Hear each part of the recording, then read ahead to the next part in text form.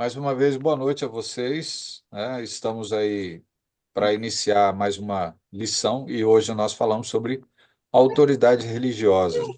Então vamos ver o que a Bíblia fala sobre isso, né? Quem é a autoridade religiosa para a igreja, né? Sendo que a igreja foi estabelecida ali no primeiro século. Mas vamos lá. O que a gente poderia ter ideia sobre autoridade? Quando a gente fala sobre autoridade, vamos lá. Quando se fala sobre medidas, sobre tirar medidas de alguma coisa, de um local, quem é a autoridade que pode dizer que a medida é certa ou não? É o profissional que trabalha na área? Hum. Ou um material. Qual o material que a gente usa para medir? Depende, treina, paquímetro, Isso, é. Então, vamos lá, a ideia da trena ou da régua, né? Não régua. seria, não seria, vamos dizer assim, a autoridade para medir o tamanho de, sei lá, de um papel sulfite? É ela que vai dar a medida correta que a gente precisa, não é? Então Sim. não tem outro que possa dar para a gente autoridade para dizer que a medida daquela folha de sulfite é tanto por tanto. Isso é a mesma ideia que a gente traz para a vida religiosa, que existe alguém que tem autoridade, né? Também. É a mesma coisa que a gente pudesse dizer assim: como é que acontece, por que acontece a Copa do Mundo de futebol e nada dá errado até o fim? Por que isso acontece? A organização? Também. Mas por que Planejamento. planejamento, organização? Mas vamos lá, dentro do campo de futebol, por que será que os jogadores praticamente realizam tudo conforme alguma coisa? Existe alguma coisa que dá, sei lá, um limite para eles? Não tem? Não Há existe um, regras? as regras, né? Regras do Sim, futebol. Aí as existe regras. uma frase que o pessoal fala: a regra é clara, né? A regra é clara. Então, o futebol funciona desse jeito ou daquele. No futebol é a mesma coisa, né? Se o jogador não seguir as regras que foram colocadas para ele, né, ninguém vai chegar no final a conquistar nada. Porque imagina, numa Copa do Mundo tem lá, vamos lá, um exemplo de 27 países disputando uma Copa do Mundo. E todas elas jogando em harmonia e união. Não seria isso? Eles jogam em harmonia e união, mas por causa de uma lei, por causa de uma regra, por causa de diretrizes que foram colocadas para eles. Então, eles sabendo das diretrizes, eles conseguem realizar os jogos da forma correta e chegarem até o final para receberem o quê? A medalha, Troféu. troféu, né? Então, existe um padrão, existe uma regra que delimita o que eles podem e o que eles não podem. E isso no mundo religioso também existe, porque é a Bíblia que nos traz essa instrução, concordam? Não tem outra, vamos dizer, outro livro de regras que possa direcionar o cristão da forma que ele deveria ou deve viver, né? Então é a Bíblia. E aí a gente tem algumas passagens que nos traz alguns entendimentos sobre essa questão. Então vamos lá, vamos entender algumas coisas. Como foi que o Velho Testamento, eu até deixa eu compartilhar aqui, porque eu vou colocar também as passagens para vocês acompanharem.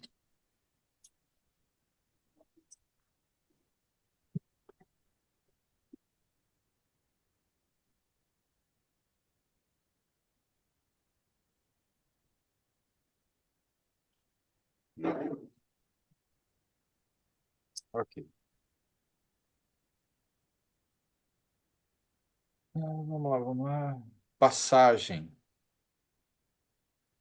Hebreus. Vamos lá, vamos estudar alguns assuntos que são interessantes. Hebreus, capítulo 1, cadê? Versículo 1 e 2. O que é que nós temos aí de informação? Alguém achou? Hebreus, Capítulo 1, versículo 1 e 2.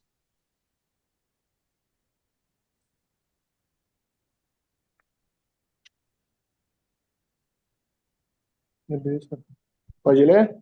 Pode. Por muito tempo, Deus falou várias vezes e diversas maneiras a nossos antepassados por meio dos profetas. E agora, nestes últimos dias, ele nos falou por meio do Filho, o qual ele designou como herdeiro de todas as coisas e por meio tenha tudo de que precisam. Ótimo. Então tá aí, né? Nós temos uma passagem que vai trazer para nós a ideia de que Deus, no passado, falou de diversas maneiras, né? Como ele diz mesmo, ó, falando muitas vezes e de muitas maneiras aos pais, que no caso aí a gente pode lembrar quais são os patriarcas, né? Noé era um patriarca, Adão era um patriarca, é, Moisés era um patriarca e depois praticamente um profeta, Abraão um patriarca, Jacó patriarca. Bom, tá aí, né? São todos eles reconhecidos como pais, né? Dessa nação, né? Que Deus criou para ele. E depois ele fala que nos últimos dias. Então, quando a Bíblia traz para a gente essa frase sobre os últimos dias, significa naquele período que está acontecendo o que ele está falando ali.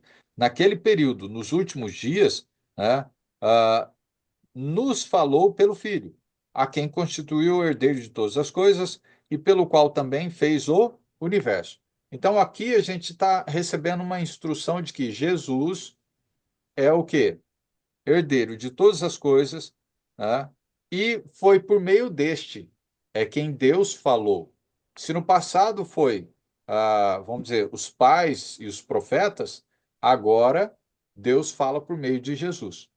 Então, como é que o Velho Testamento chegou até nós? Por meio dos pais e profetas. E, no caso, Jesus. Lembra que em Hebreus mesmo, Jesus deixa claro que ele é o testador do Velho Testamento? Lembra? Tem uma passagem que fala sobre isso. Então, é, olha só, ele sendo o testador, é claro, é ele que tem que morrer, para que então seja feito um novo testamento. Quer ver? Ó, deixa eu pegar aqui.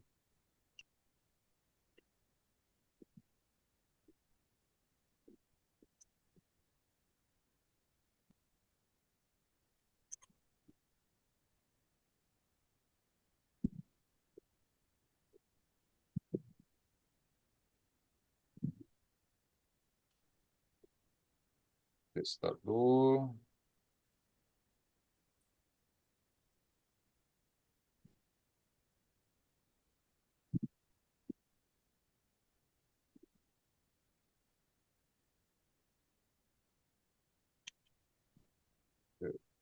capítulo 9.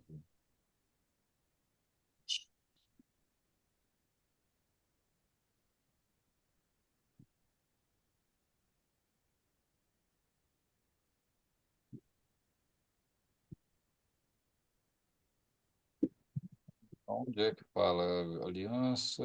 Ele mesmo, a primeira aliança 9 veio. né? Então, 9 e 15, por isso mesmo ele é o mediador da nova aliança, a fim de que, intervindo a morte para a remissão de transgressões, havia sob a primeira lei, receberam a promessa como herança. Porque onde há testamento é necessário que intervenha a morte do testador, pois um testamento só é confirmado no caso de mortos, visto que de maneira nenhuma tem força de lei enquanto vive o testador, pelo que nem a primeira aliança foi sancionada sem sangue. Porque havendo Moisés proclamado, papapá, aí, ó, essa passagem mesmo. Capítulo 9 de Hebreus, versículo 15 e 16, ele deixa claro quem é o testador do Velho Testamento, que é Jesus. Sendo ele testador, ele tem que morrer. E aí, então, a gente já consegue entender que como foi que o Velho Testamento chegou até nós? Por meio de Deus falando, né, aos pais e pelos profetas. Mas isso, Deus, tanto o Pai quanto o Filho, porque Jesus está envolvido na entrega do Velho Testamento, porque ele é também o quê? O testador, né, dessa velha aliança, da primeira aliança que foi feita. Então, esses homens santos inspirados pelo Espírito Santo também escreveram o Velho Testamento. Segundo Pedro 1, 20 e 21, olha só, outra passagem.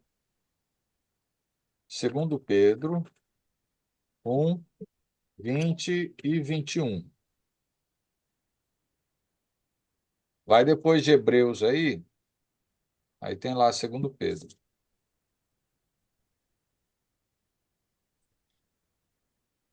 Segundo Pedro, né? É, segundo Pedro 1, 20 e 21. Sabendo primeiramente isto, que nenhuma profecia da Escritura é de particular interpretação, porque a profecia nunca foi produzida por vontade de homem algum, mas os homens santos de Deus falaram inspirados pelo Espírito Santo. Tá aí. Então, o envolvimento do Espírito Santo na entrega do Velho Testamento, na entrega do Novo Testamento, ensinos deixados por Deus, né? Então, ele tem esse envolvimento, né? E os homens não têm capacidade de entregar nada, a não ser por meio do Espírito Santo, que é o que a gente vê. Então, nós vemos o envolvimento de Deus Pai, Deus Filho e Deus Espírito Santo, ok? Na entrega tanto do Velho quanto no Novo Testamento. Mas foi assim que chegou, né, o ensino até nós, até o do primeiro século, ou melhor, até o Velho Testamento, né, o povo do Velho Testamento e o povo agora do Novo Testamento, primeiro século ali até os dias de hoje. Agora, como foi que o Novo Testamento chega até nós? Aí tem uma outra passagem que vai complementando. A gente viu um pouquinho sobre Velho, né, que aí vai comentando sobre isso dos pais e profetas, e também tem uma outra passagem de João 17, 6 ao 8. Olha só o que Jesus fala também. João 17, 6 ao 8.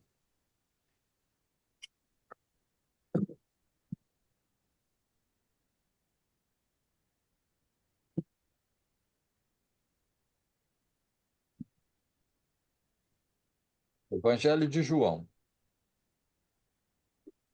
É 1 João? Não, Não, Evangelho. Mateus, Marcos, Lucas, João. Ah, tá.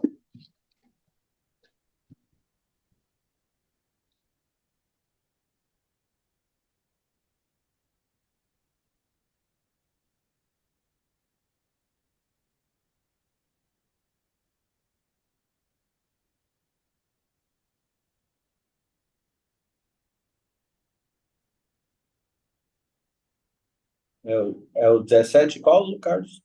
6 ao 8. Manifestei o teu nome aos homens que do mundo me deste. Eram teus, e tu nos destes. Guardaram a tua palavra. Agora já têm conhecido que tudo quanto me deste provém de ti, porque lhes dei a palavras que me deste. A eles a receberão e têm verdadeiramente conhecido que saí de ti e creram que me enviaste. Ótimo. Então, o que a gente vê mais uma vez aqui? É Jesus falando a respeito, né, dos apóstolos, ou a respeito do que ele recebeu de Deus. Lembra que Jesus fala que ele só faz aquilo que o Pai ordena. Ele só Ordena. ensina aquilo que o Pai ordena. Então, da mesma forma, ele fez. O que ele recebeu, é o que ele está falando, o que eu recebi do Senhor, eu entreguei a esses homens que o Senhor me deu, né? Que foram os apóstolos. Lembra que na escolha dos apóstolos, Deus estava orando, Deus estava conversando com o Pai? E quem Sim, é que estava definindo as pessoas? Não era Deus? era. Era Deus que estava escolhendo. Tanto é que Jesus fala aqui, olha, os homens que o Senhor me deste a escolher, né? Eu entreguei o que o Senhor me ensinou, o que o Senhor pediu. E eles aceitaram. E além disso, eles aceitaram de que o que eu entreguei vinha do Senhor. E eles guardaram. Então, o que é que a gente está vendo? Jesus pessoalmente, então, transmitiu as palavras do Pai aos apóstolos.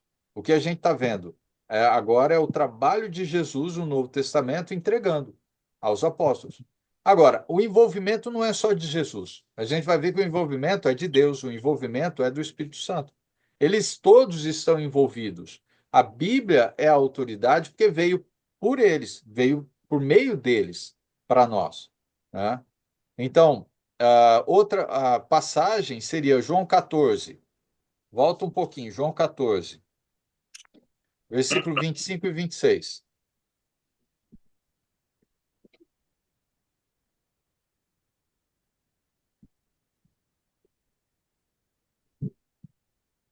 Eu digo estas coisas enquanto ainda estou com vocês, mas quando o Pai enviar encorajador, o Espírito Santo, com o meu representante, ele lhes ensinará todas as coisas e fará lembrar de tudo aquilo que eu lhe disse. Isso, tá aí. Todas as informações que os apóstolos receberam foi por meio de Jesus. E agora, Jesus vai para o céu, ele manda o Consolador, né, que é o ajudador. Então, o que que esse Consolador, que é o Espírito Santo, né, que vem até os apóstolos, o que ele vai fazer? Ele vai transmitir o que Jesus ainda não tinha transmitido, porque eles ainda não tinham toda a condição de entender, mas depois, com o passar do tempo, o Espírito Santo vai ensinando eles e vai transmitindo coisas que Jesus ainda não tinha dito. E só por meio do Espírito Santo é que eles conseguem lembrar o que Jesus tinha ensinado, né? Então, como é? Se eles não têm o Novo Testamento, Jesus não deixou nada escrito, como que eles iam lembrar? Não tinha como lembrar, a não ser que o Espírito Santo, com poder, né, concedesse a lembrança a eles sobre o que Jesus ensinou. Então é por isso que eles, depois de muito tempo ali, né, andando com Jesus e depois com o trabalho da igreja no primeiro século, é que eles começam a escrever, né, o Novo Testamento. Começam a deixar escrito, mas tudo por meio do Espírito Santo, que fazia com que eles lembrassem e eles então iam escrevendo. Nós estamos vendo aqui a confirmação, mais uma vez, de que Jesus entrega tudo, né, a eles, e também o Espírito Santo faz trabalho junto com Jesus para entregar os ensinos de Deus ao homem, né, para que a gente pudesse chegar à salvação. O que mais que a gente vê? Né? Então, depois da ascensão de Cristo, o Espírito Santo foi mandado aos apóstolos para isso. O que a gente vê?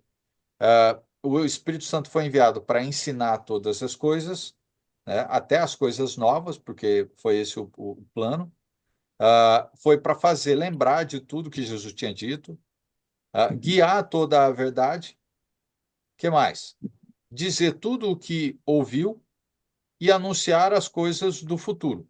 E tudo isso a gente vai encontrar, olha só, guiar a toda a verdade é o capítulo 16, versículo 13. Olha só, 16 e 13. Diz assim, ó: quando vier, porém, o Espírito da verdade, que é o Espírito Santo, ele vos guiará toda a verdade, porque não falará por si mesmo, mas dirá tudo o que tiver ouvido, e vos anunciará as coisas que hão de vir. Bem, depois de Jesus, quem é que fala com os apóstolos ou com o ser humano? Não é o Espírito Santo? É o Espírito Sim, Santo que vai entregar toda a informação, todo o ensino. Mas o que é que nós vemos dos homens que falam que Deus falou com ele. Qual a diferença? Lá no passado, quem fala com os apóstolos é o Espírito Santo. Lembra que existe três pessoas distintas: Deus Pai, Deus Filho e Deus Espírito Santo. O último que fala é Jesus, porque Deus entrega tudo a Jesus. Lembra? Que é o que a gente leu de Hebreus. Depois disso, Jesus vai. E quem é o consolador que fica para passar as últimas informações? Não é o Espírito Santo? Sim, Então, por que que esses homens que falam que Deus falou com eles, porque Deus não falou mais? Quem é que fala por último? Quem foi o último que falou com os homens aqui na Terra? Não foi o Espírito Santo? tanto. Foi. Sim, Então, o Espírito Santo. Então, como é que eles dizem que Deus falou com eles, sendo que não foi o Espírito Santo? Deus não falaria nunca mais com eles. Nunca mais com o ser humano, porque o último que falou foi Jesus, que recebeu tudo, e por meio de Jesus vem o Consolador, que é o Espírito, para entregar tudo o que faltava, que ele ainda não tinha dito, e para lembrar tudo que Jesus havia dito.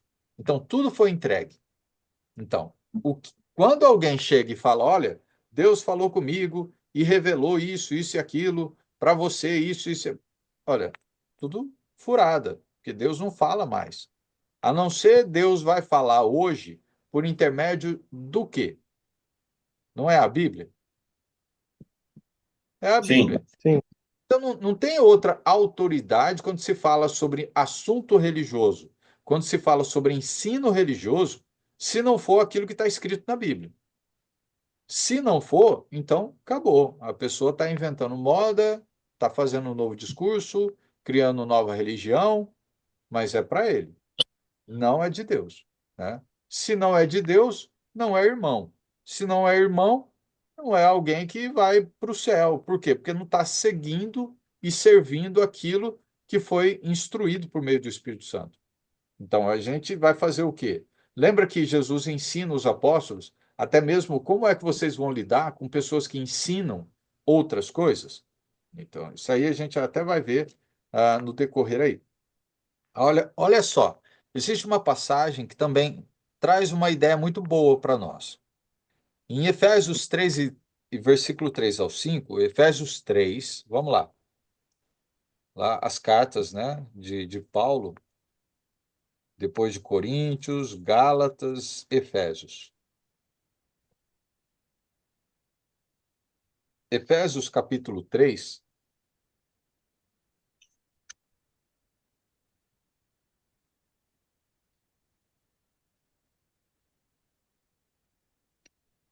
versículo 3 ao 5.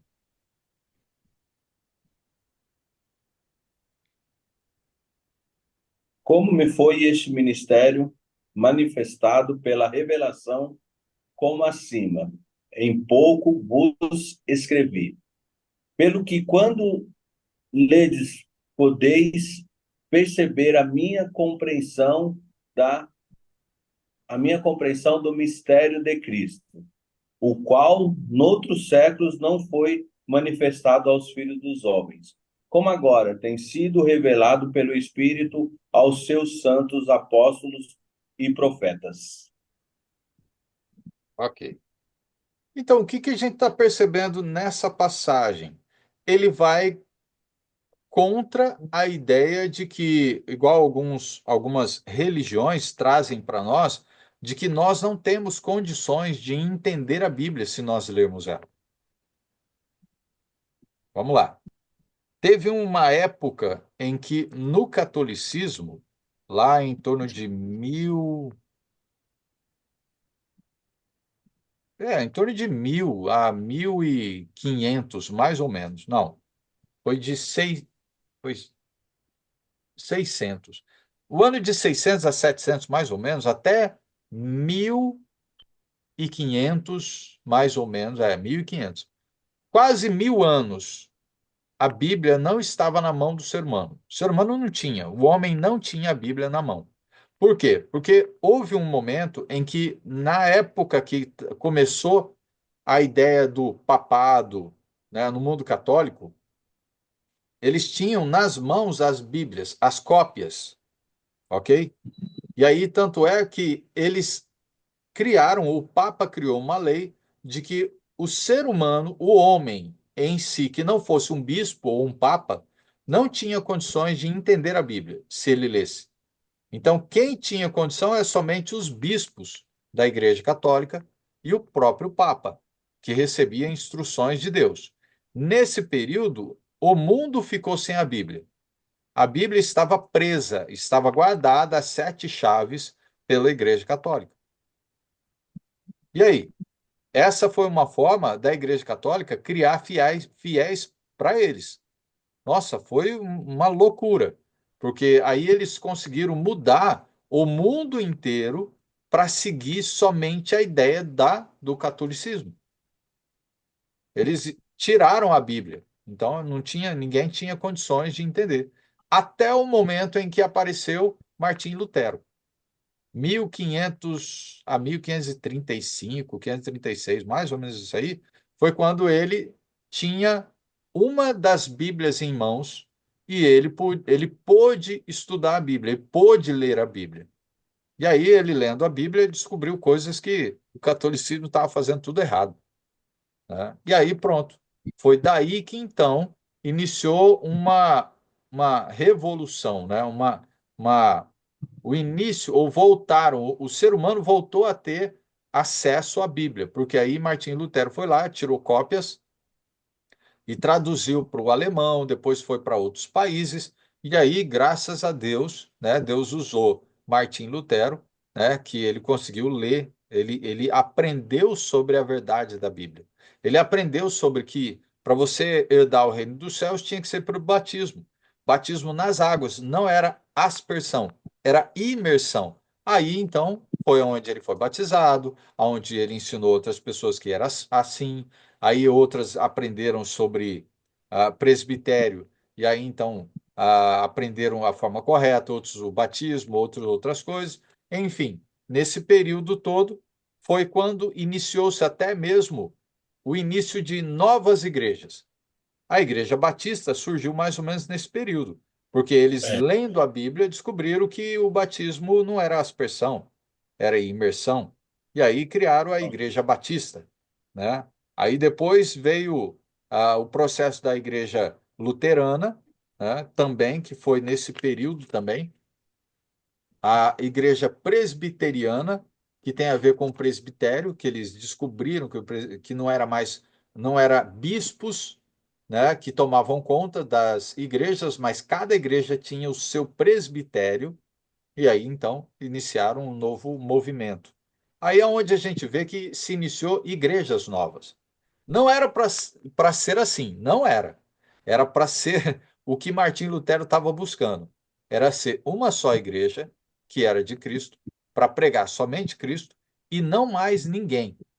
Nem não era para ser a igreja batista, metodista, presbiteriana, nada, nada, né? Nem católica. Era para ser a igreja que Cristo edificou no primeiro século, acabou, né?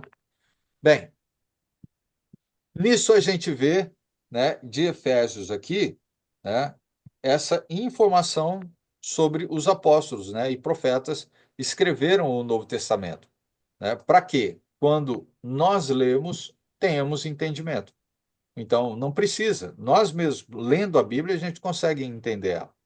Agora, qual a relação que existe entre o Velho Testamento e o Novo Testamento? Para a gente entender um pouquinho com relação a isso, para não usarmos ensinos do Velho para ser acrescentado no Novo. Vamos lá. Isso já era um problema lá no primeiro século, com a Igreja de Cristo. Em Gálatas, capítulo 3, versículo 23 ao 25, abram lá. Gálatas 3, 23 ao 25.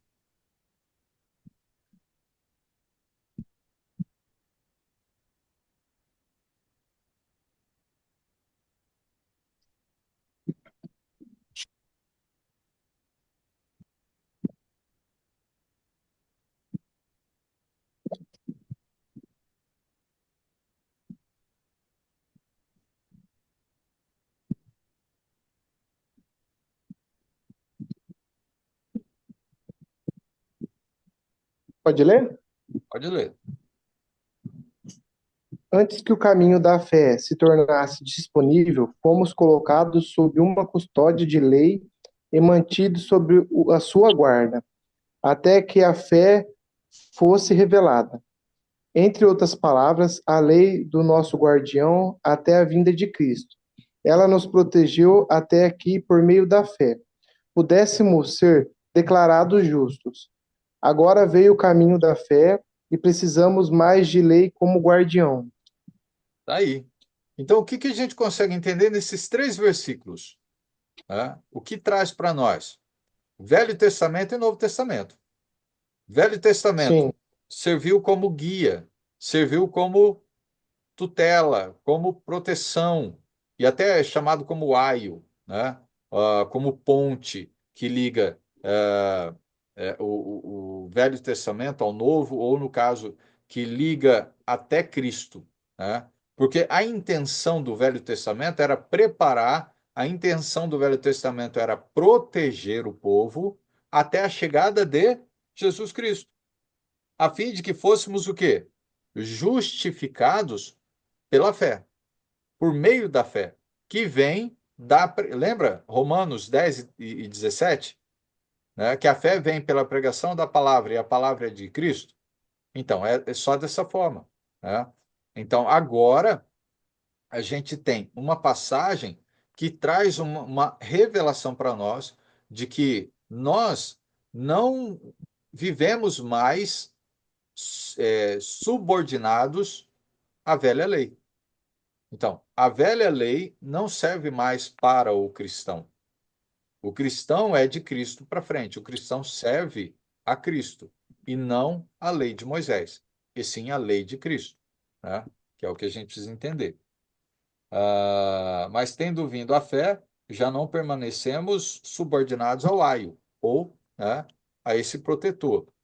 Não precisa mais. O que mais que a gente vê? Gálatas 5, olha só. Gálatas 5, do 1 até o 4. Vamos ler ele também, que ele vai trazer outras informações. Gálatas 5. É, Portanto, permanecem firmes nessa liberdade, pois Cristo verdadeiramente nos libertou. Não submetem novamente à escravidão da lei.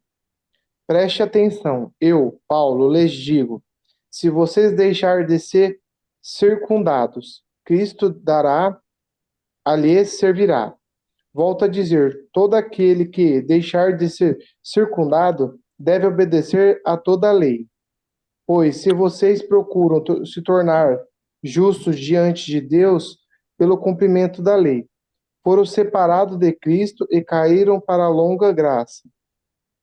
Mas forte. nós vivemos. Ah, até o 4 só. É. Porque no 5 ele traz uma versão, bom, é um complemento, mas ele diz assim, ó, porque nós, pelo Espírito, aguardamos a esperança da justiça que provém da fé. Então, por isso que fala Sim. que a velha aliança, o Velho Testamento, a lei do Velho Testamento, não nos traz justiça e não nos traz esperança da justiça. Então, por isso que nós não somos justificados ou abençoados, né? A lei, ela só foi como uma proteção até a chegada de Cristo. Para sermos justificados ou abençoados, somente por Cristo. Então, não adianta a gente querer voltar à lei, porque se a gente volta à lei do Velho Testamento, guarda uma lei, porque ele não está lembrando sobre o fato de guardar a lei, de ser circuncidado. Não foi isso, Léo, que ele falou? Sim, De ser circuncidado. Ser circuncidado é a lei do Velho Testamento, né? Para você ser reconhecido como povo de Deus, para você ser reconhecido como povo de Deus, o homem, né? Todo homem precisava ser circuncidado no 8º dia, ok, de nascimento. Se não, já velho, podia também ser circuncidado quando não era era um gentil, né? Um gentil que quer se tornar um judeu também podia. Ok, né? O que a gente está vendo bem claro é que Jesus está instruindo que é para se manter na lei de Cristo, não na lei de Moisés. Se voltar à lei de Moisés, então da graça nós caímos. Da graça nós caímos. E aí deixamos a liberdade que Cristo nos deu. Já não somos mais livres, né? Então, por isso que não é para voltar nada. A ideia de circuncisão é uma. A ideia de guardar dízimo é outra. Se você guarda dízimo, você tem que guardar toda a lei. É a mesma coisa, não muda. É a mesma coisa. Guardou o dízimo, tem que guardar a lei. Ah, mas não tem como guardar a lei. Claro que não, não tem, né? E aí, o que que acontece se você guarda o dízimo? Da graça você caiu, porque é como se você estivesse rejeitando Cristo como a lei da sua vida, como o Senhor da sua vida, e colocando a lei de Moisés como o Senhor da sua vida. Sendo que Hebreus deixa claro que Jesus é superior a Moisés. E a gente não deve guardar mais nenhuma lei que é destinada ao povo judeu e que foi colocado no Velho Testamento. Faz sentido? Concordam? Discordam? Alguma pergunta? Ô, Carlos, eu tenho uma pergunta. É, relacionada ao Velho Testamento, que você falou, que foi escrita por Moisés, né? Deus usou Moisés para fazer a escritura. Aí Sim, depois, no Velho Testamento, ele fala que Jesus viria para a Terra, né? sim. Ou Ele não? informa, Falava, né, a né? vinda do Messias. E como ele saberia que seria Jesus? Por meio de milagres? Porque Moisés? Jesus, não, o povo na época, Ah, não sim, Moisés, mas sim. Porque por meio de milagres. como é que eles iriam descobrir que era Jesus?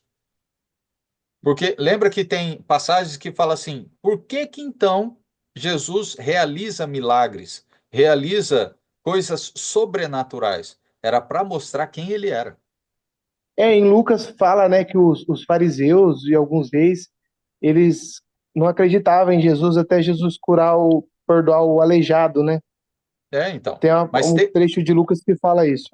sim, tem uma passagem que deixa claro que tudo o que aconteceu, foi escrito para que a gente tenha fé.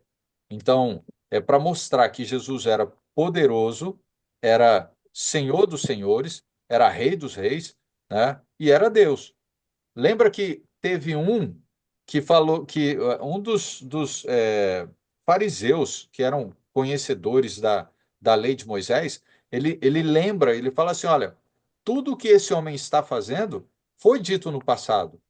E se ele está realizando coisas que vão além da nossa mente, do nosso, né, do ser humano, porque o ser humano não tem poder, é porque ele veio de Deus. Não tem outra explicação. E aí, quando ele fala isso, ele está declarando que Jesus é o Todo-Poderoso, né? Jesus era Deus. Porque não tinha como fazer tantos milagres se não fosse Deus. Aí Jesus até fala: bom, é você quem está dizendo, né? Então, assim, é, tudo que foi escrito no Velho Testamento foi para preparar o povo para a vinda do Messias. Então, eles Sim. precisavam aprender o que, que era circuncisão, que é uma separação de um povo para ser exclusivo de Deus. Eles tinham que aprender sobre oferta, sobre sacrifício, sobre oferta, derramamento de sangue, que tem a ver com livramento, né, dos pecados, o perdão dos pecados. E aí, quando vem Jesus, Jesus vai lembrando eles das coisas que foram ensinadas no Velho Testamento e que ele vai cumprindo no Novo e que agora ele é o Cordeiro Pascal, é ele quem limpa o povo, né, dos pecados, e é por meio dele que nós temos salvação, e é por meio dele que recebemos o Espírito Santo, que é o selo, né, que nos separa, né, do mundo para um povo dele. Então, tem várias coisas que são lembradas depois, né? Eles, então, foram preparados para isso, né? A lei do Velho Testamento, o testamento, né? Do Velho Testamento, Ele foi para isso, para preparar. Ok. Olha só, qual o valor então da palavra de Deus que a gente pode verificar? Né? Porque ou a gente dá valor a outra coisa ou a palavra de Deus. Então, Romanos 10 e 17, a gente já lembra bem, que a gente já leu isso aí, que é produzir fé. Então, Romanos 10, 17 deixa bem claro que a fé vem pela pregação da palavra. E essa pregação da palavra é a palavra que vem de Jesus, então não pode vir de outra forma. Se é outra pessoa que trouxe, então a gente rejeita. Tiago 1 e 21 também fala que a palavra de Deus ela vem para salvar. Além de produzir fé, a palavra vem para salvar também. Tiago 1 e 21. Isso é depois de Hebreus. Tiago 1 e 21. E por ele credes em Deus, que o ressuscitou dos mortos e lhe deu glória, para que a vossa fé e esperança estivessem em Deus. Isso. Então, é para salvar por meio da palavra. A palavra tem esse poder, salvar. Agora, tem uma outra que é segundo Timóteo 3, 16, 17. Lê lá. Segundo Timóteo Ótimo. 3, 16 e 17. Essa é uma passagem excelente para a gente gravar na cabeça. Segundo Timóteo 3, 3. 16 e 17. Outra passagem que é importante a gente gravar é o de Gálatas. Gálatas 3, 23 ao 35, que deixa claro sobre nós não vivemos mais sobre tutela da lei, mas agora, né, por meio da fé que vem de Jesus, que é a palavra dele. Então, segundo Timóteo 3, 16 e 17, leia aí o que ele fala. Toda escritura rara é inspirada por Deus e é útil para nos ensinar que é verdadeiro, para nos fazer perceber que não está em ordem em nossa vida. Ela nos corrige quando erramos e nos ensina a fazer o que é certo. Deus a usa para preparar e capacitar seu povo para toda obra. Aí,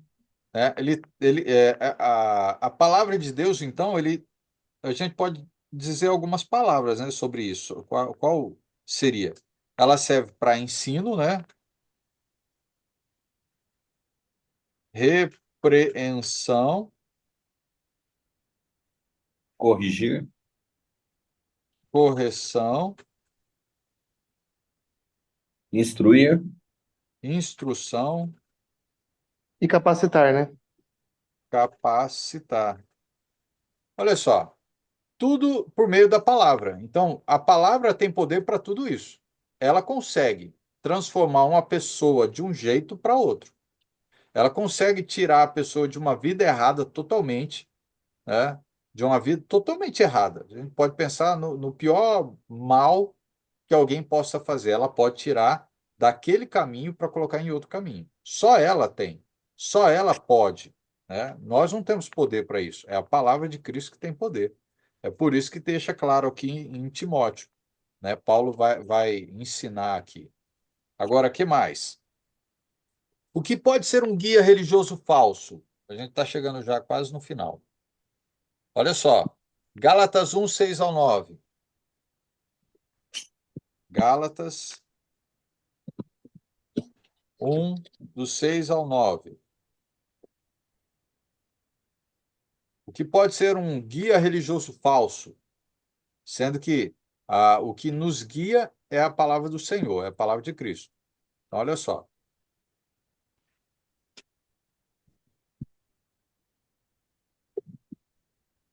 pode ler.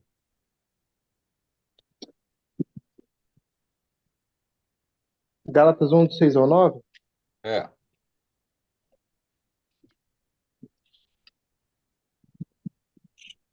Admiro-me que vocês estejam se afastando tão depressa daquele que os chamou para si por meio da graça de Cristo. Vocês estão seguindo um caminho diferente que se faz passar pelas boas novas, mas que não são boas novas de maneira nenhuma. Estão sendo perturbados por aqueles que distorcem deliberadamente as boas novas de Cristo. Que seja amaldiçoado por qualquer um, incluindo nós, ou mesmo um anjo do céu, que anunciar as boas novas diferente das que los foi anunciado. Repito o que disse antes. Se alguém anunciar as boas novas diferente das que vocês receberam, seja amaldiçoado. Tá aí. Vou colocar algumas ideias para vocês verem que o próprio texto traz sobre isso aí, ó. O que pode ser um guia religioso falso, conforme o que a gente está verificando aqui biblicamente? Se não, se ele está deixando claro aqui, ó. Mas ainda que nós, ou mesmo um anjo vindo dos céus, vos pregue evangelho que vai além do que vos temos pregado, seja o quê? Maldito. Anátema, maldito. É a mesma coisa, ok? Então está deixando claro que se alguém aparecer dizendo que teve uma visão, que praticamente ele pode falar que teve uma visão de um anjo, ele teve a visão de, sei lá, um animal falando para ele, né? Tá parecendo, lembra que no passado Deus falou por meio de como que é? Um Mas, burrico, Gilmar, né? Uma jumenta. É, então. Aí daqui a pouco o povo tá falou, o cavalo falou comigo, foi Deus que falou, é, né? Então aí vai colocar vários outros. Então, guias falsos, até anjo.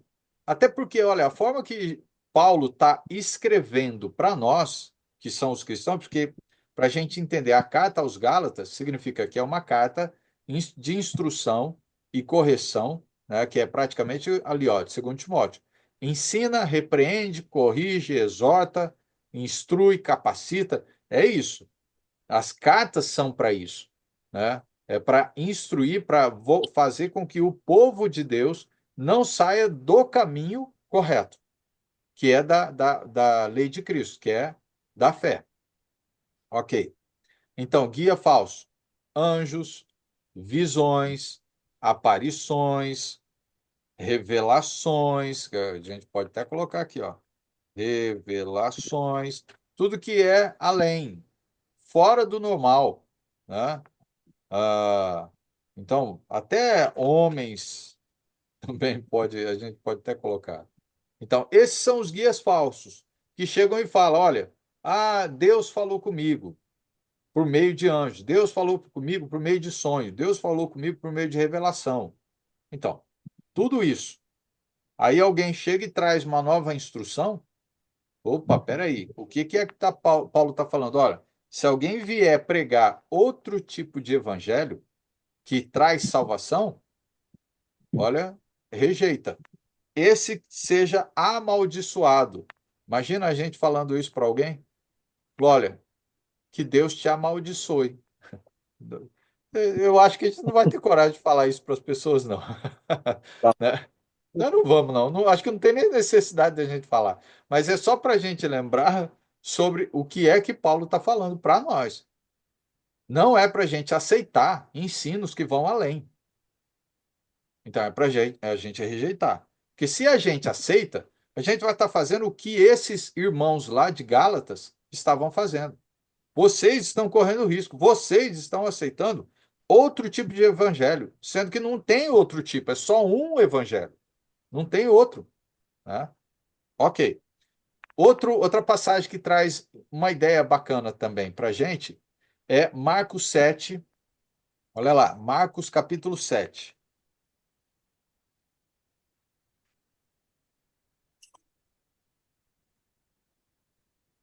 Do 1 até o 13.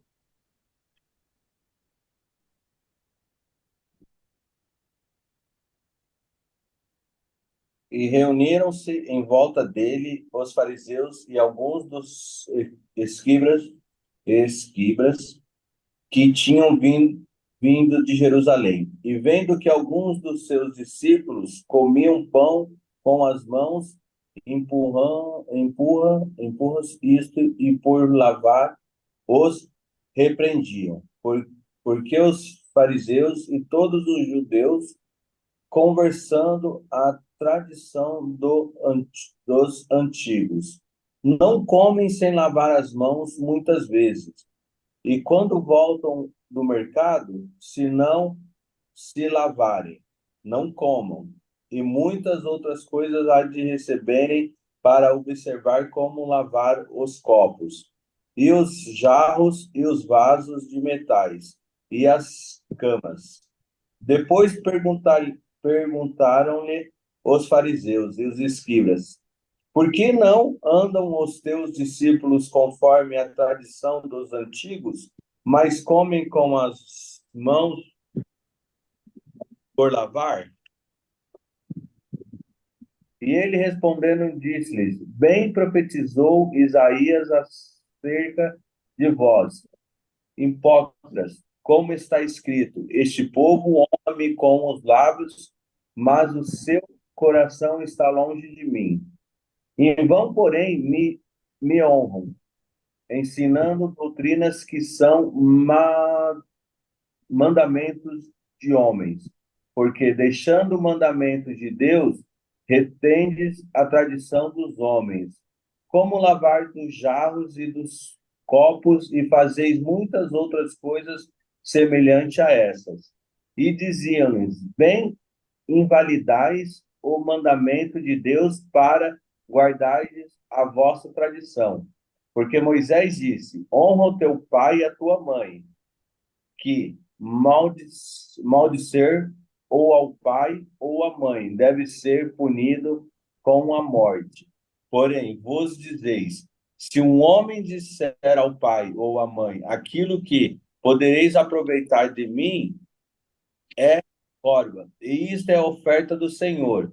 Nada mais lhe deixeis fazer por seu pai ou por sua mãe, invalidando assim a palavra de Deus pela vossa tradição, que vos ordenes, e muitas coisas fazeis semelhantes a estas. Tá aí. Você percebeu que ele está lembrando desde o início sobre tradição? Tradição é. Tradição. Então, assim, o mundo religioso gosta de criar tradições, dias festivos. Concorda comigo? Sim, Dias Sim, especiais.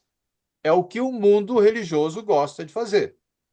E se bobear, o cristão também faz a mesma coisa, porque acha isso bacana, acha isso legal, acha isso bonito, acha isso interessante. E seria bom para a gente fazer. Não tem nada de mais, nada de problema, nada de nada. Né? Aonde está o mal nisso? Em guardar a tradição. Tradição. É Deus que ensinou você a fazer isso? Não. então, Ué, então por que que você está inventando isso? Ah, porque eu achei bacana, eu achei bom.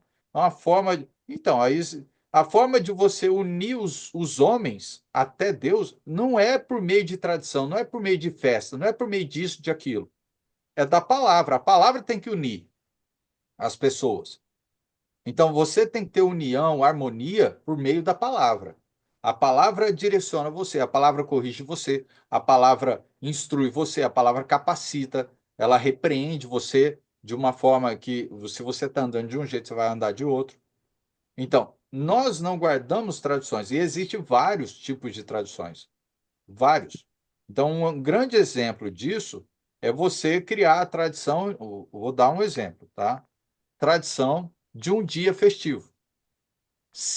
Todo ano a igreja se reúne naquele dia. Ok, beleza. Parece tudo bem. Não vai naquele dia para você ver. Falta naquele dia. Você vai ver que se o pastor, ou sei lá, o pregador, aquele que gosta, aquele é mais rígido, aquele que vê que os fiéis estão faltosos, não valorizou o trabalho que a igreja realizou, aí vai lá e fala assim, irmão, porque você faltou? Você perdeu a benção. Não era para você ter, né, faltado, era para você estar lá participando. Aí pronto, aí já diz que ele pecou.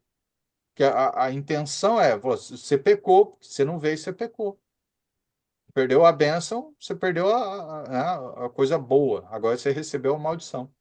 Então, olha, tem muita coisa errada. Muita coisa errada. É muita inventação de moda.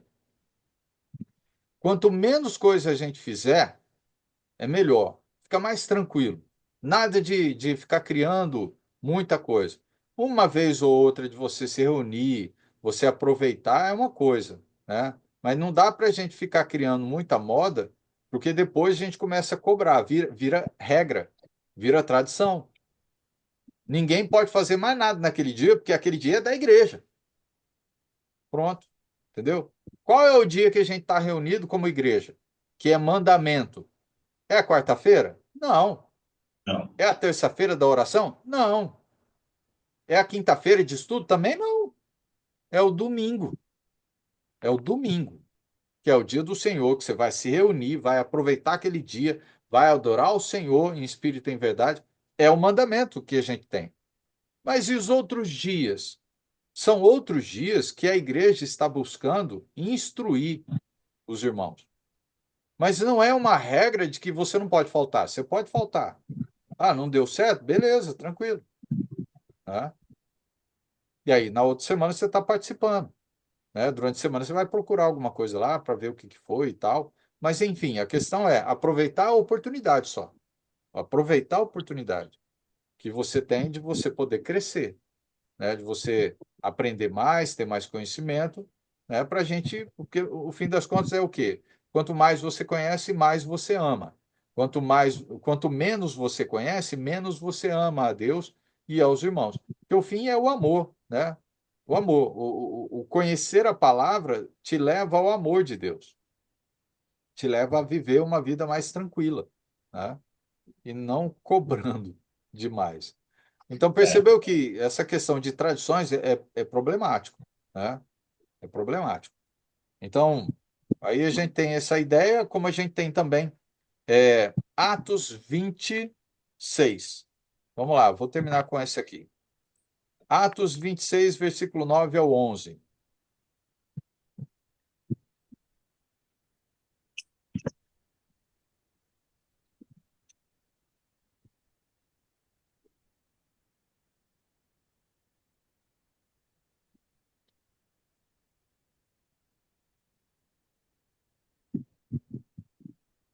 Eu costumava pensar que era minha obrigação empenhar-me em opor ao nome de Jesus, o Nazareno. Foi exatamente o que eu fiz em Jerusalém.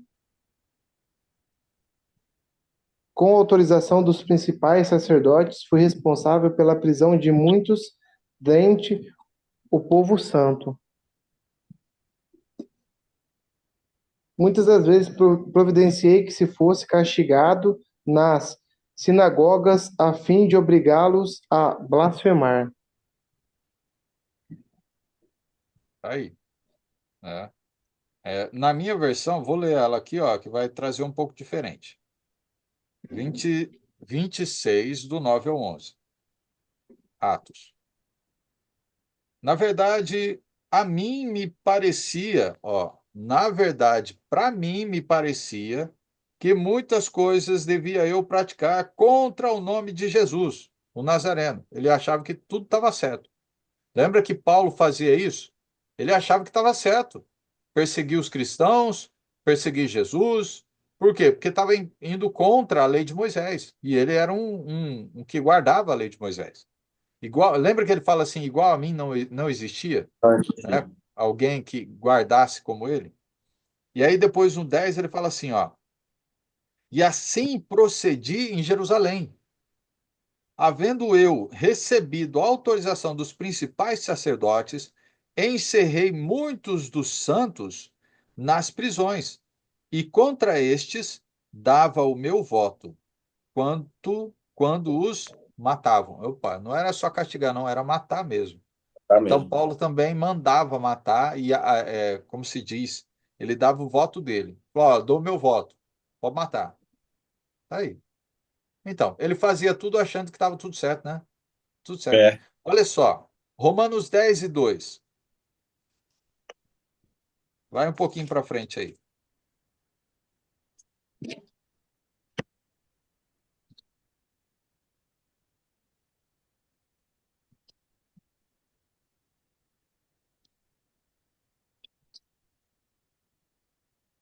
Romanos 10:2.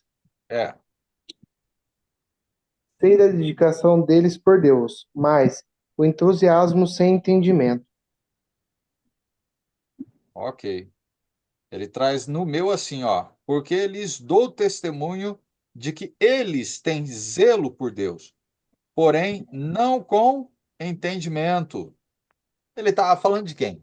Né? Ó, versículo 10:1. Irmãos, a boa vontade do meu coração e a minha súplica a Deus a favor deles são para que sejam salvos. Ele estava falando Ah, com os irmãos, mas esses irmãos estavam guardando tradições, guardando leis que não eram de Cristo, ok? Então, o que que a gente vê aqui nesses versículos de Atos, tá? Capítulo 26 e Romanos 10:2.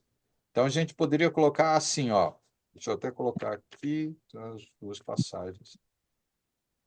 Sentimento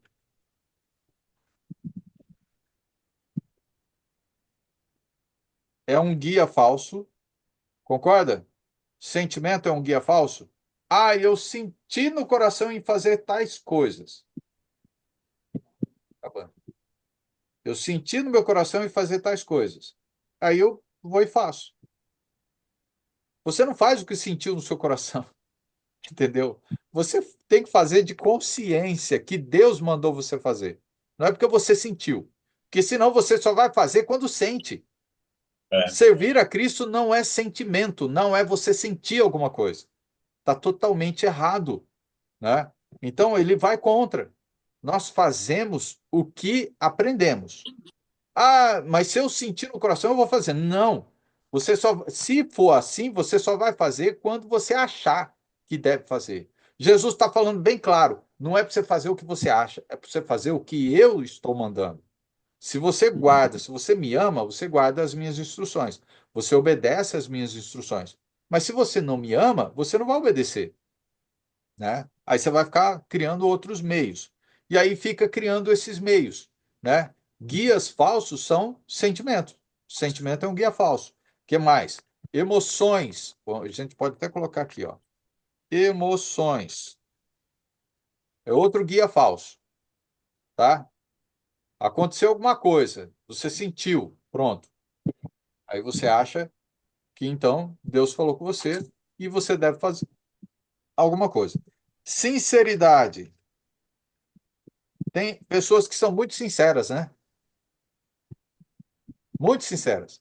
E aí ele acha que está certo em ficar fazendo daquele jeito, ser sincero demais e falar a verdade demais, achando que é assim que tem que ser. Não é, né? O que mais? Consciência. Eu só faço se minha consciência não me acusar. Tá certo ou tá errado? tá errado? Tá errado. Eu não vou fazer as coisas só porque a minha consciência não me acusa. Porque eu posso fazer uma coisa errada e achar que minha consciência está achando que está tudo certo. Está tudo certo. Paulo não encarcerava os cristãos lá achando que estava tudo certo. Matava achando que estava tudo certo. Hã? Então, a consciência nossa não é um guia que deveria ser ouvido. Não é. Né? Não é. O que mais? Bom, eu acho que isso aqui já deu para a gente entender que essas passagens trazem para a gente isso. Deixa eu ver só mais uma passagem. Eu estou falando que já acabou, só para eu finalizar aqui, ó.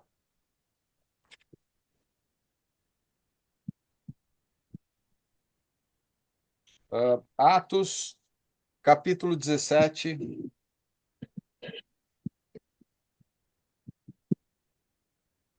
Olha só o que a gente precisa, né, fazer para não ser enganado. Aqui, então, vai deixar claro, né, faz uma lembrança. Atos 17, versículo 10 e 11.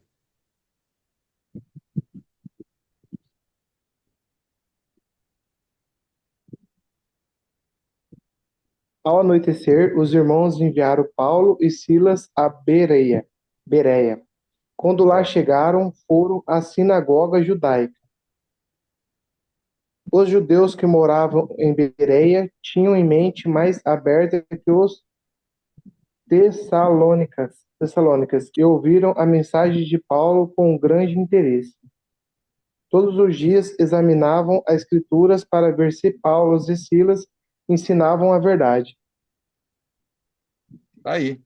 O que é que nós pegamos de instrução para nós? Como é que nós não somos enganados? Como é que nós não vivemos de forma errada? Né? Seria sendo nobre. Mas para ser nobre, conforme a palavra está falando aí, nobres são aqueles que verificam se os ensinos que estão sendo dados são verdadeiros.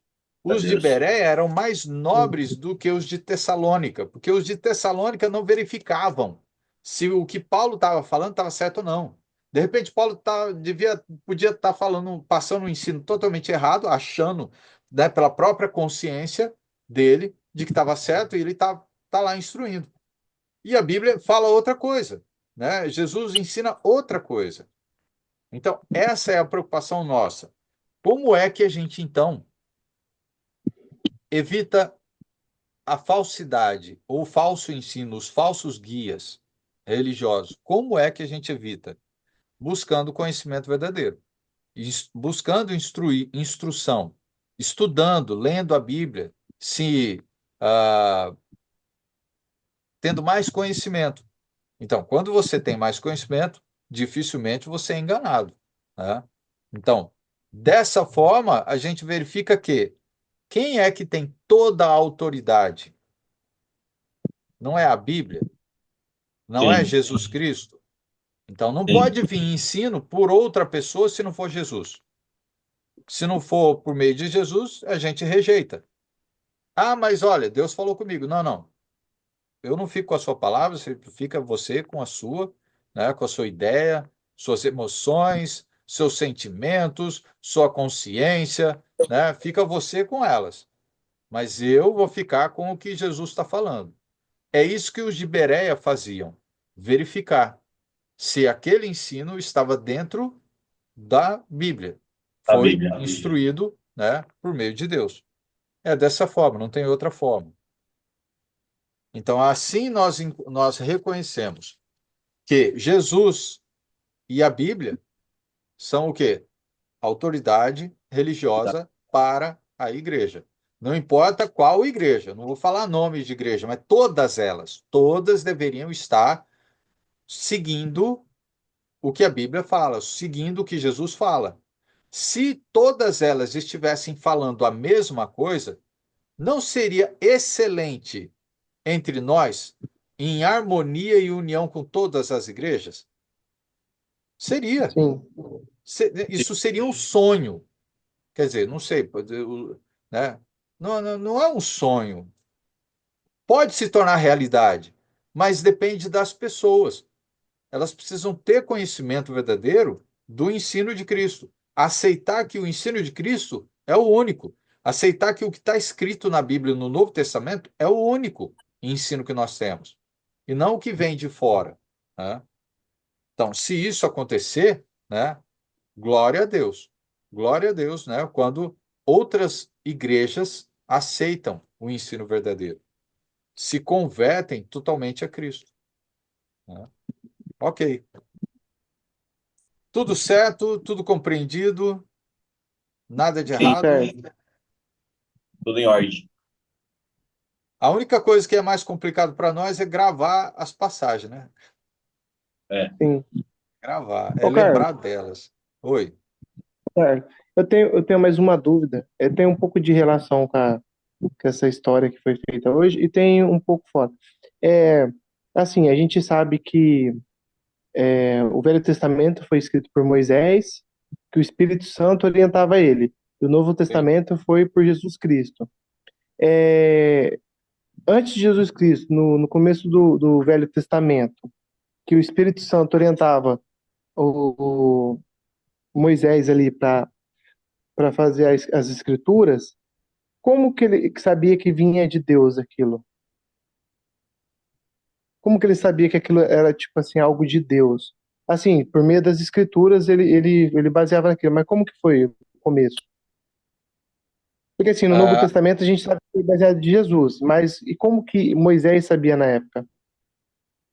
bom, Moisés, ele foi escolhido por Deus, né? Quando ele nasceu, Sim, praticamente Deus protegeu ele. Mas ele não sabia. Ele só foi ele não saber. sabia.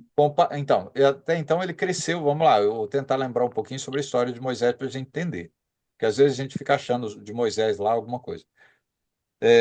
Moisés foi preparado, né, por Deus. Ele era um judeu que cresceu no meio dos egípcios ali, né? Então ele não teve instrução dos israelitas, né, do povo de Deus. Ele não teve, porque ele cresceu no meio lá desse povo aí. Mas com o passar do tempo, com as coisas que foram acontecendo, ele tinha uma consciência de que tinha coisas erradas, porque ele via o sofrimento do povo e ele queria fazer alguma coisa. E aí, Entendi, com o passar do tempo, Deus foi revelando as coisas para ele, né? E aí, com o passar do tempo, Deus mesmo foi falando com ele, né? E mostrando para ele o poder de Deus sobre as coisas. entendi, E aí, entendi, quando ele via Deus realizando coisas poderosas, né? Ele então tinha, falando, será que eu estou tendo uma visão? Será que eu estou tendo alguma coisa assim? Estou enlouquecendo? Não, era Deus diretamente falando. Porque depois Deus falava assim, ó, faz tal coisa. Aí ele fazia e acontecia. Entendeu? Né? Era assim entendi. que então ele conseguia compreender. Verdadeiramente era Deus. Né? Então Deus mandava ele fazer tal coisa. Ele fazia e acontecia. Pô, então era Deus mesmo. Né? Então era assim Sim, que entendi. praticamente acontecia. Abraão, mesma coisa. Abraão cresceu lá, não tinha Velho Testamento. Moisés cresceu, não tinha Velho Testamento também. Não, lembra? Não tinha. Não tinha Velho Testamento, não tinha instrução.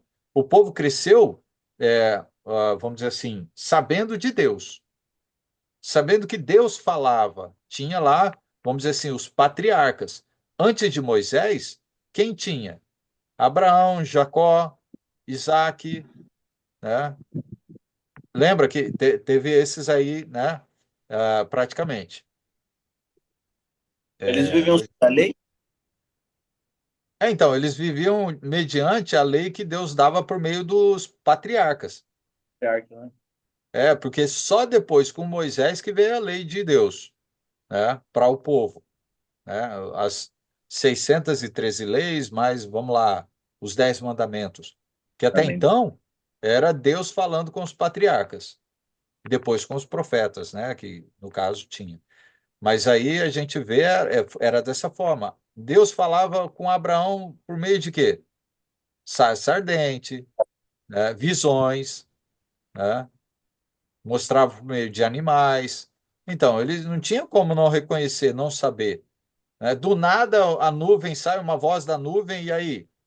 Sabe, pirei, né, eu pirei. Não, É Abraão, verdade. eles sabiam que Deus falava, sabiam. E aí então Moisés era mais um que Deus também usou e falava diretamente, né, com eles. Por isso que fala, Deus falou de várias formas, de várias maneiras aos pais, né, e também pelos profetas. Os profetas vieram depois de Moisés. Antes de Moisés eram os patriarcas, tá? Hum, Eram os patriarcas. E era tudo por entendi. meio de poder. Então, antes de Moisés eram os patriarcas e depois de É, Moisés foi os profetas. sim, os profetas. Legal. Foi assim, Entendi. tá? E aí não tem como. Aí depois chega aquele momento da história em que Deus se revolta com o povo judeu, que depois de Moisés, Deus escolhe o povo, né? Cria o povo. Mas isso já lá prometido lá desde Abraão. Aí lembra que Deus, nos últimos profetas, ele fala que não vai falar mais com o povo. Ficou lá 430 anos sem falar com o povo. E aí só foi falar por meio de João Batista. Lá Batista. na frente, antes de chegar Jesus, né? Imagina, 400 anos praticamente, o povo não tinha Deus falando com eles mais. Não tinha. Não tinha profeta. Lembra que Deus falava por meio de profeta? Não tinha, nenhum profeta foi levantado por Deus. E Por aí, que que nesse Deus parou período, de falar com o povo? parou, totalmente, parou. Por Mas causa o do quê? porquê? Da revolta, Deus estava irado com o povo que era desobediente. Ah, entendi, entendi. Povo desobediente. As últimas coisas que o povo de Deus estava fazendo foi lembrado dos sacerdotes de Deus. Os sacerdotes de Deus, que eram o povo levita, lembra que o povo levita fazia sacrifícios, adoração, louvor, essas coisas. Pois é, aí o povo levita já começou a fazer as coisas tudo errada. Se o sacrifício era uma vez na semana, eles faziam 3 vezes na semana. O povo levita queria fazer churrasco quase a semana inteira. Queria matar cordeiro lá para ficar comendo carne. Aí as coisas já começou tudo errado, né? E aí Deus então se revolta, né? Vamos dizer assim, né? Fica irado. E aí deixa claro por meio dos últimos profetas que eu nem lembro qual que foi o último, que ele fala que eu não vou falar mais com vocês. Agora vocês vão ficar. Aí eu vou usar aquela frase, a Deus dará. Vocês vão ficar a Deus dará agora. Então é isso aí, né? Ok.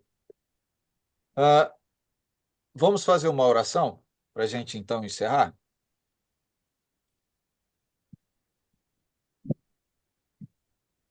Tudo tranquilo aí então? Tudo? Tudo certo. Se tiver alguma coisa mais que queira perguntar, de dúvida, manda lá para mim, no WhatsApp.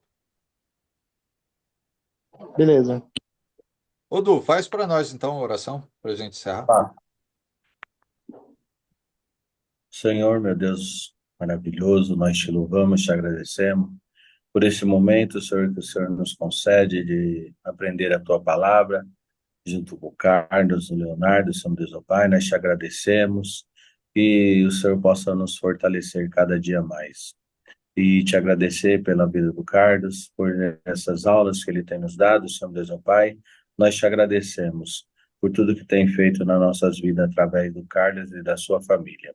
Assim nós te louvamos, nos dê uma semana abençoada, um resto de semana abençoado, e que possamos domingo estarmos louvando e engrandecendo o teu nome no culto da família. Assim eu te agradeço e te louvo em nome de Jesus. Amém. Amém. Amém. Amém. Amém. Ok. Gente, uma boa semana abençoada para vocês. A gente se Amém. vê domingo, se Amém. Deus assim permitir, né? Para honra e glória dele. Amém. Um Amém, abraço. amém. Tchau, tchau, gente. Um abraço. Bom descanso. Até. Tchau, tchau.